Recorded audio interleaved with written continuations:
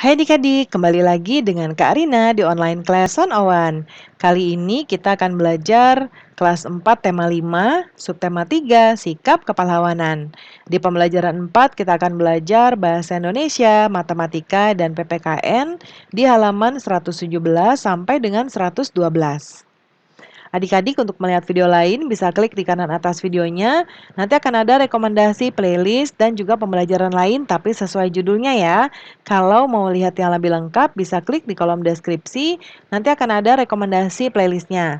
Misalnya adik-adik mau lihat kelas 4 untuk semua temanya, berarti pilih ini. Klik linknya atau klik biru-birunya. Nanti kita akan masuk ke daftar playlist di kelas 4. Nah, di sini ya, misalnya adik-adik mau lihat kelas 4 tema 4, berarti pilih yang ini, klik putar semua. Di sebelah kanan nanti akan ada daftar playlistnya ya. Nah, ini dibuat berurutan, jadi adik-adik tinggal cari aja mau lihat subtema berapa, pembelajaran berapa, dan juga halaman berapa. Nah, kata Edo di sini, tahukah kamu kapan Hari Pahlawan diperingati? Mengapa peringatan tersebut merupakan hari besar nasional? Peristiwa apa yang terjadi pada tanggal itu? Nah, sebelum kita pelajari lebih lanjut, tulislah hal-hal yang kamu ketahui tentang Hari Pahlawan. Nah, Karina buatkan contoh pertempuran tanggal 10 November di kota Surabaya. Pertempuran pertama setelah Indonesia merdeka dan menjadi salah satu pertempuran yang paling dahsyat yang pernah terjadi dalam sejarah Indonesia. Nah, ada teks tentang Bung Tomo di sini ya adik-adik, bisa dibaca dahulu, boleh di-pause dulu. Nah, ini lanjutannya sedikit. Nah, berdasarkan teks di depan, tulislah informasi mengenai Hari Pahlawan. Nah, tadi ya, Hari Pahlawan jatuh pada tanggal 10 November. Hari Pahlawan diperingati untuk mengenang peristiwa pertempuran 10 November 1945 di Surabaya. Bandingkan informasi yang awal yang kamu tulis sebelumnya dengan yang sekarang. Kesimpulannya apa? Nah, informasi dan penelitian sejarah menjadi lebih lengkap karena sudah dibuktikan dengan data-data yang dibutuhkan dan berhubungan dengan penelitian yang dibuat. Nah, kemudian secara umum sudah teruji karena sudah melewati tahap kritik sumber yang menandakan bahwa penelitian sejarah yang dibuatnya setidaknya sudah cukup terpercaya. Lalu diedit dengan bahasa yang baik karena selama penelitian penulisan ulang harus ada proses diedit ya sehingga dapat dibaca dan dimengerti oleh banyak orang. Makanya di sini ada sedikit perubahan. Kemudian berikutnya adalah tulislah sikap Bung Tomo. Nah, Bung Tomo membangkitkan semangat rakyat melawan Belanda. Lalu apa sikap-sikap Bung Tomo yang mencerminkan nilai-nilai Pancasila? Beliau mempertahankan harga diri tanah air dan bangsa yang telah diproklamirkan pada 17 Agustus 1945. 1945. Tindakan tersebut mencerminkan sila ketiga Pancasila ya. Lalu apa yang bisa kamu contoh dari Bung Tomo? Semangat untuk mempertahankan kemerdekaan ya, karena sudah merdeka tapi kita tetap harus mempertahankan ya.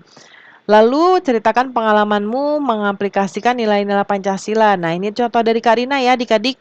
Nanti adik-adik boleh buat sesuai dengan pengalaman adik-adik. Nah, rajin beribadah dan saling menghargai agar teman, keluarga, dan para masyarakat sekitar tidak merasa dibedakan. Lebih toleran terhadap orang yang berbeda agama agar tidak ada perbedaan pada saat bermusyawarah dan agar tidak canggung satu sama lain meski berbeda keyakinan, mereka tetap memegang teguh persatuan dan kesatuan bangsa Indonesia. Kemudian berikutnya adalah nah, ini ada matematika ya. Ambil kertas, buat gambar seperti ini. Beri nama tiap bagian sama seperti di atas ya. Bagian A, garis A, lalu sudut-sudut 1, 2, 3, 4, dan seterusnya.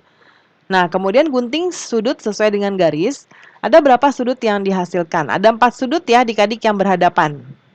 Ya, ini ada 4 sudut yang berhadapan. Kalau adik-adik buatnya 2 seperti ini, digunting lagi, ini juga jadinya ada 8. Tapi kalau yang berhadapan ada 4.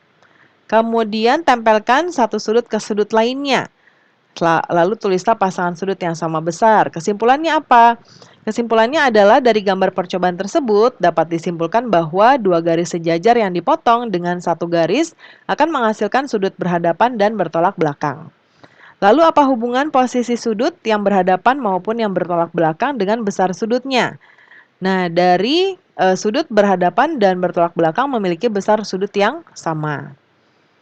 Kemudian nanti disampaikan hasilnya di depan kelas ya. Berikutnya perhatikan gambar sudut berikut. Tulislah pasangan sudut yang sama besar. Nah, ini Karina sudah buatkan untuk yang di sini gambar pertama ada KOL ya, seperti ini. Ya, satu. Kemudian MON ini ya. Kemudian ini dan ini, lalu KON yang ini dan yang ini ya, LOM. Ya, kemudian AOB yang ini ya. AOB yang ini dan FOP. FOP itu yang ini. Kemudian ada AOF ya yang ini dan BOP yang ini. Lalu OPE yang ini, OPE yang ini dengan CPO. CPD ya. Oh, CPO yang ini. Ya.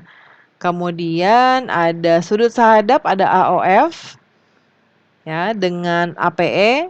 Ini APE. APE yang ini, kemudian AOB, AOB dan CPO. Ya, CPO.